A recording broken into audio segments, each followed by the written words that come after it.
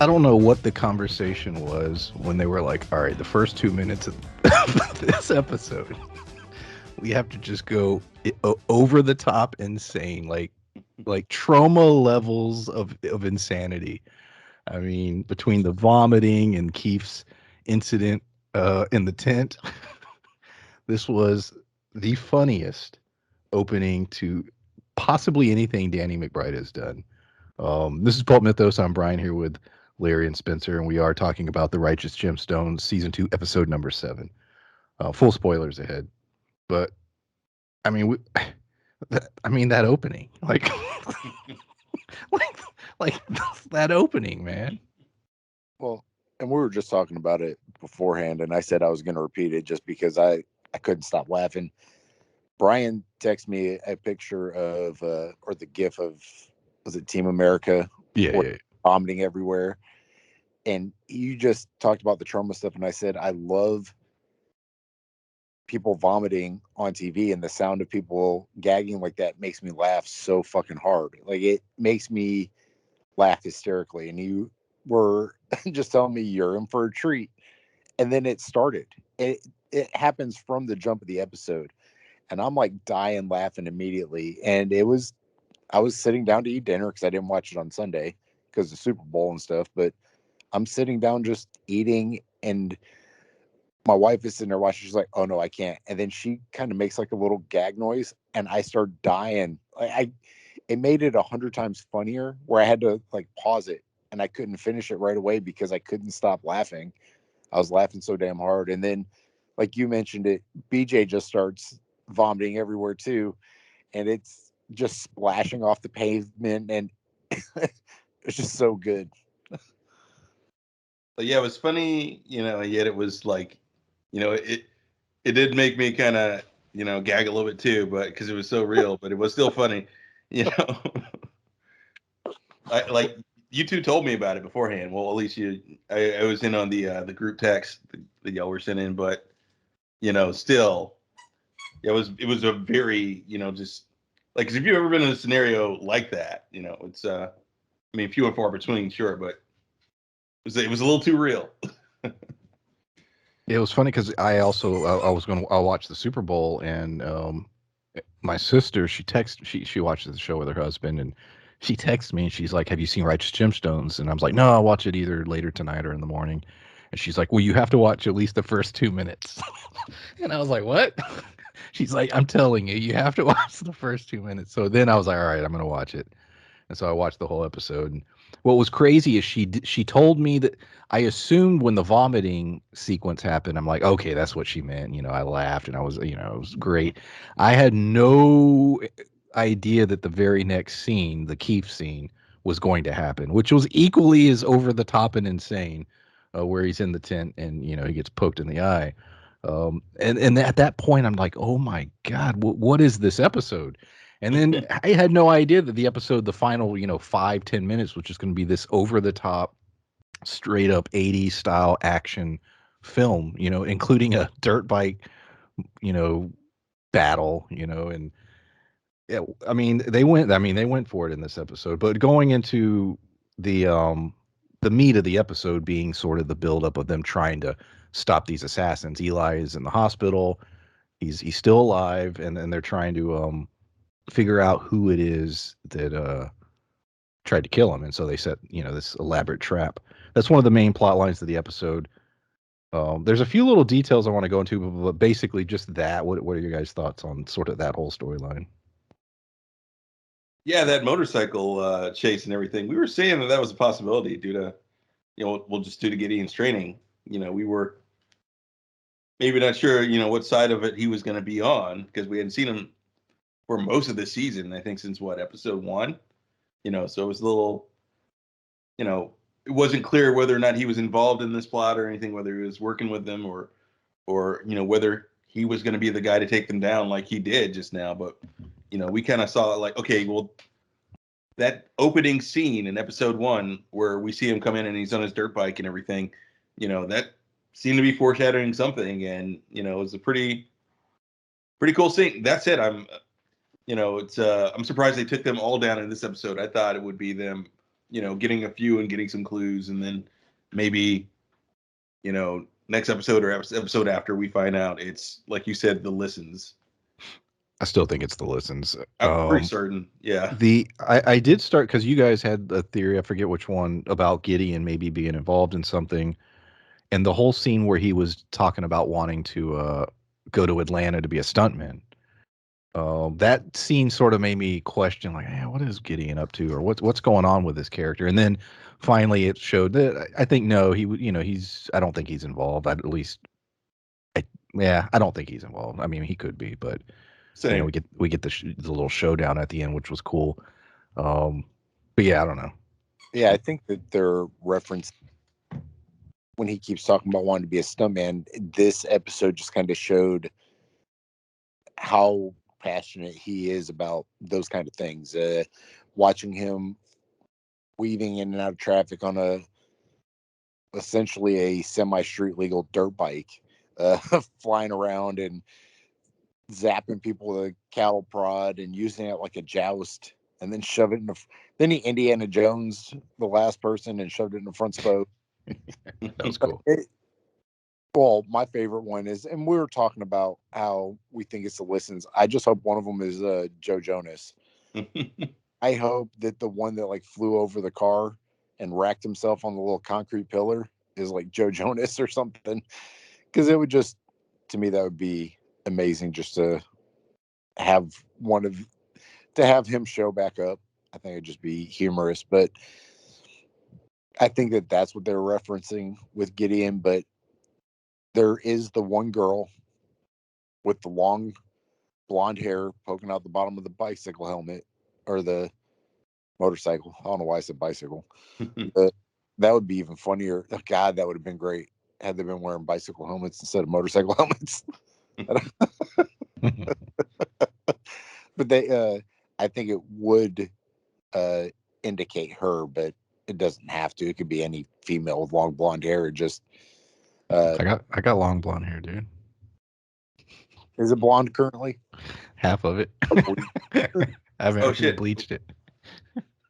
I mean, yeah, with that said, if we're going by that, like, I agree with Spencer that it seems like, Mrs. Listens or whoever. But what if it's like, what's his name from Jesse's crew? The dude that he keeps telling to shut up. Is his name Eli? Like the guy who plays guitar? Oh shit, yeah, it could be.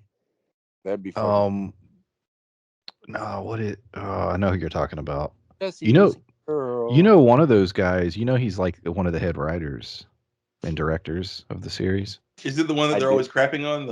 I think it's the one that brought his mom. Oh, him. Yeah. That's the guy who I'm talking about. Yeah, with the long hair. Yeah, he's like a head writer for the series. Yeah, like it's him, Danny McBride, and then the dude that did the Halloween movies, that directed them. Like those are like a core group of like writing friends that write all this stuff. Well, I just watched an interview thing recently where Danny McBride lives in South Carolina now, where they shot Righteous Gemstones. He moved there because him and his whole crew, those guys you just mentioned, they all live in South Carolina now, because when they went out there to film it, he fell in love with the area and he just didn't want to be in California anymore. And he just said, taxes are cheaper. It's nice. He's just like, he fell in love with this. And now he lives in South Carolina and they all hang out with Bill Murray. And they hell of a sacrifice to make to. Well, they built their whole little system there, because not only do they have land, that's where they shot Halloween. The whole new trilogy. Yeah, they're doing all their production there. That's where they're shooting. They shot Vice Principals. They're shooting Righteous Gemstones. Yeah, I think that's what he said, was he moved there after Vice Principals. Like he just loved the area. And then thought of Righteous Gemstones afterwards, because he grew up in the church, he said. So. Yeah, I guess for the type of show that they film, it does make sense to just be out there. Just, I guess, looking at the docket of everything they had planned, it's like, well, shit, we might as well live out here if this is what we're going to do. Yeah, because I don't know how their deal works, but yeah, basically, like you said, Spencer, after they did Vice Principals, he basically came up with the idea like, hey, we're all good friends. We write and shoot all this stuff. Let's set up shop. And sort of similar to what, like Tyler Perry in Atlanta, where he bought all this land and started building studios and, created his own little production. That's sort of what Danny McBride has done in South Carolina. It's cheaper.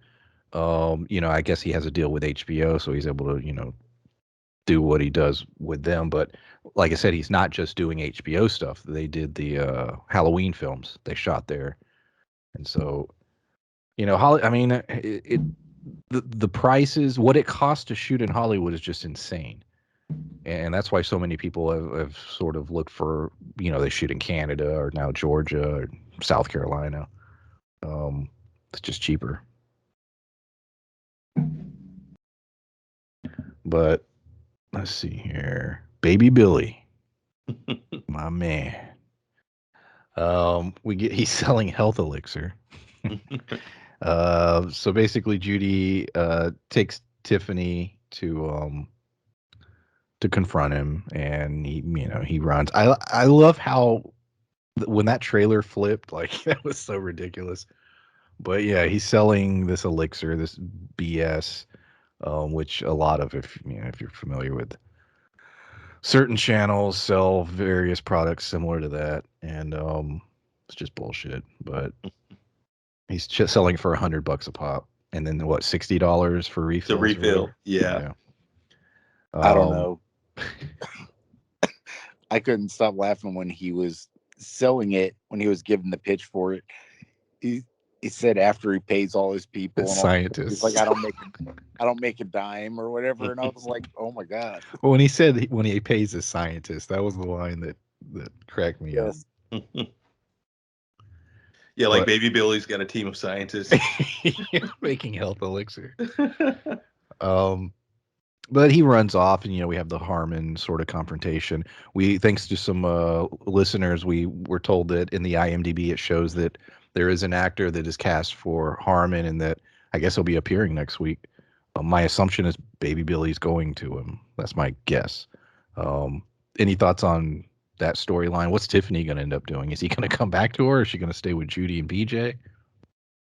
Did you watch the trailer for next week? I couldn't find it, and I know I still hadn't seen it. I'm telling you, I watch it on the app, so I don't watch it live. I watch it on HBO Max, and at the bottom, kind of like the next episode kind of thing, it shows a recap of this week, a behind the scenes thing.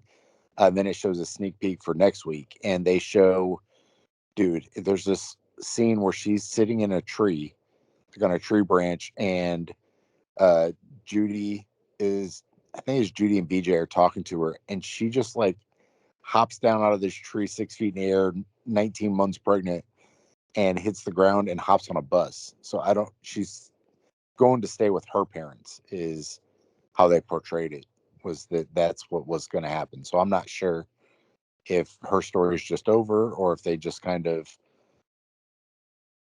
how they're going to end that. Oh, good Lord. We might see her, folks. Oh, I hope so. What else was in the trailer? They showed Eli coming back. They're doing this. He's back on his feet and moving around. And then at the end of the trailer, they showed him standing in a ring with Eric Roberts Jr. Oh, Jr.'s got a gun. So I'm not sure if they're going to wrap that storyline up, or if they're going to, carry it over and him basically be like, it wasn't me. Like, I don't know. Yeah, chances are Junior's got a gun to protect himself from the gemstones, if anything.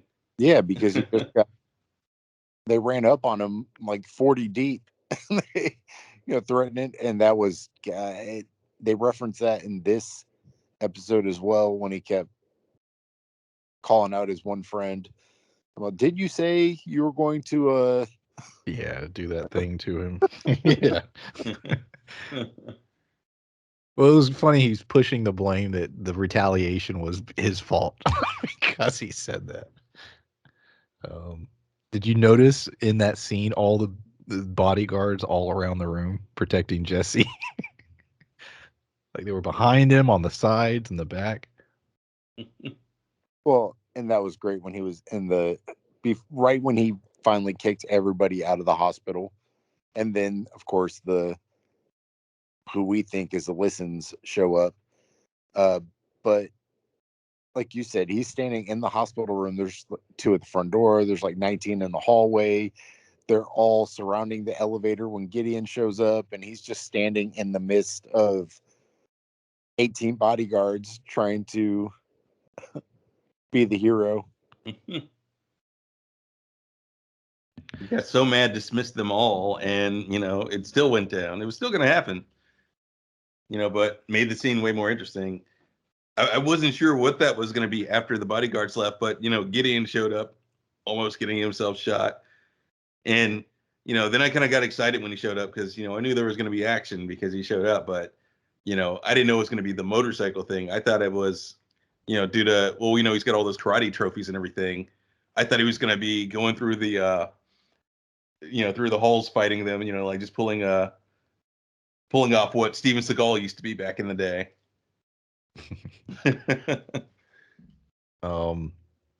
We get the really nicely done scene of Kelvin and going next to his father and praying for him, and then Eli wakes. I mean, it was a picture perfect sort of sequence the way they mapped it out. But we had referenced last week that how was that relationship going to be, because he was it basically told him to F off, and then and then he gets shot. So we sort of got that, and a little bit of resolution of there. My question is, how is this all going to play into him reclaiming his house?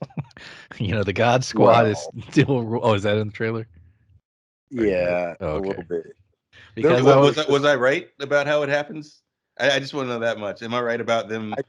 I don't know. There was only like a quick scene where they all kind of show up at his house. The God Squad's kind of hanging out, and then it shows Kelvin at the cross, and he like smacks it with his hands and breaks off a big chunk of that cross that they constructed. So I don't know if he like hulks out and breaks it, or like, I don't know. But when you mentioned him, his over the top face, and I loved Workaholics. I liked the movie that they did together, that Game Over. His scenes in anything he's ever in, his stand up is pretty decent too. Like the best part of Pitch Perfect, dude. Yeah. But he is a genuinely funny person who kind of a one-note actor. He plays he's very much only he just one plays character. himself. Yeah, I think. Yeah. I think that's him. So, but it's funny. It's a very Adam Sandler thing where he has Yeah. one. I mean, I'll give him credit. He's done it. He's changed it up a couple times. Yeah, it's one note, but it's a good note. But when I think I sent it to y'all. I took a clip of the when Martin got pissed. He's like, "Y'all a bunch of a-holes." But my theory was last week that Jesse, but possibly his father at this point, now that Eli's awake, is just going to remind him, was like, "Hey, you idiot, you pay these guys. You call the shots. You're paying for them to eat, for them to live where they're living. They don't have to live in your house because they're strong. They can't legally kick you out of your house because they're more alpha than you, or however you want to phrase it. It's like, you're the money behind this thing. If they want to eat, if they want to get paid, you just tell them you're the boss." Yeah, I mean, so before we end this, let's get back into theory territory. We have who shot Eli. We'll find out because they captured them. Okay, so we're gonna get that. I still think the listens were responsible. What's gonna be the situation with Junior? Like you said, in the shot for next week, we see there will be a confrontation. We know now that Eli's father killed Junior's dad. We assume Junior knows or has some idea about this. Martin helped keep that secret as well. How's that going to play out? And then finally, the biggest, to me, twist that they've sort of moved away from, but it's sitting there, and I think it's going to be a big deal and tie into everything. Who the hell killed the journalist, and how and why? and how does that all play in? I don't really have any theories still. Like I said, I think the listens are the ones that tried to have Eli killed, but I don't. I'm lost when it comes to the journalist storyline. Any thoughts? Any new theories after this week's episode, or having read anything? Well, I will say that it's a possibility, and I got to thinking of it as being more likely, given that they don't know what was behind the motorcycle attacks, but they know now, so this may not happen. But then again, maybe he gets to Eli before they do. Uh, but I feel like there's a possibility that maybe Junior doesn't know, and he has a conversation with Eli while Eli's still infirmed, and before Jesse gets to him, and Eli's telling him to call off his dogs. He's like, "Yeah, I know I killed your father, but and he's just like, "You did what?" you know, he may not know, but they might spill the beans, just being the gemstones. Well, I think we've been pointing at the listens because it makes the most sense, but I think the red herring is the connection to Junior being associated with the bikers. There was a shot of the one tomato wrestler in the audience when they mentioned Eli making it. He was sitting in the audience and he has long blonde hair. So they showed the blonde hair coming out the bottom of the motorcycle helmet. But that person was, all of like 5'4". Yeah, I was about to say, Mhm. yeah, Yeah. the height difference. So, and that's what I'm saying is I think they were trying to throw you off a little bit, which makes me believe even more that it's the listens as far as the bike gang thing goes. But I do think that maybe Junior is the one that blew up the reporter. And to me, it goes back to whether or not he knows about his dad dying or that Eli was involved. And I'm thinking after seeing the trailer and kind of the stuff that happens, I'm thinking that he knew from a pretty much shortly after it happened that it was Eli responsible for him going missing. I don't know that he knew that he killed him and buried him in concrete, but I think that he knew. And on top of him knowing, I think that by the end of this, Junior is going to thank Eli for killing his dad because his dad was a piece of shit. And I also think that the killing the reporter and the everybody else, it's going to be Junior, but it's going to be this big wrestling kind of like bumbling accident as to how it happened. I don't think it's going to be intentional because when we see the wrestler come out and talk shit to Eli, it feels very unorganized. It just feels intimidation, like it wasn't intentional. Mm-hmm. And we're going to find out that the reporter Jason Schwartzman, Daniel, not even Nathaniel, Daniel, when and I don't know why the fuck I remembered his name and I keep forgetting other people's names and other Because it's Daniel. They went out of their way to highlight that. Yeah. but it's I think his dying is going to be like this really freak fucking accident when Junior went there to Intimidate him. to protect Eli. Yeah, I couldn't agree with that more. To be honest, I like that. That sounds very sound to me. And that's kind of what I'm thinking at this point too. That Junior did some dirt on behalf of Eli, and like we've seen how he's acted throughout the series. That, like you said, he's all about intimidation. Like even when they, ran into that guy at the burger joint, and he's like, "Yeah, I'm from Memphis, and I'll get these guys to do this and that," and that he was just showed up to intimidate the guy because he knew he was harassing Eli, and like you said, something happened. It was an accident of some kind. Maybe it's like like you said, he was trying to intimidate him, and he accidentally like shot something that triggered an explosion and caused this whole mess. But we'll probably see in the next couple. I hope we'll see in the next couple episodes. How many are left? 2. 2. Yeah. Yeah, that's 2 right. episodes. They do 10 episode seasons. 9. This was 9? 7. Yeah, which is odd. Yeah, an odd number. That's what they do with Vice Principals too in 9 Yeah. seasons. Yeah, Danny McBride. Of course, he'd be like, "We're gonna do 9." He's like, yeah, I got you guys will give me a blank check. I can do whatever I want. We're doing 9-episode seasons, and we're filming in South Carolina. And what we would have spent on the 10th, I'm going to Disney World. But yeah, another great episode. This season's been great. Very excited. We like I said, we are getting a season 3. So whatever happens in the next 2 episodes, we're still getting another season. I was wrong about Eli because I thought he was going to be. I didn't necessarily think he was dead, but I thought he was going to be out of commission for the remainder of the season. That's clearly not the case. Mm-hmm. But yeah, any other thoughts on this episode? It's 10. It's 10. We review a lot of different shows, and even the shows that we don't review that we watch. This to me is the best combination of genres where it's super funny, it's over the top. You referred to trauma-ish with the vomiting sequence.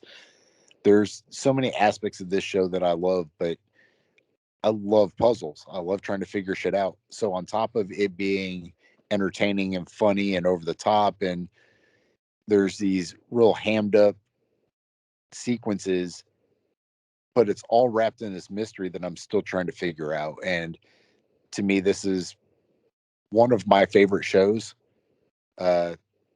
in recent memory, period. I love me some Danny McBride, man. I agree. Yeah, and it has to do with his pacing, is the thing, and the fact that you mentioned trauma, but like unlike he'll go to those places, but unlike him, he doesn't throw too much at you. He balances it out. So when you get a scene like the vomiting, it's just unexpected. But it's like it's. I mean, when you look at this one episode, everything that it's in it, you're just like, wow. Like, yeah, his writing is just wild. Yeah, I've been a fan of his for years.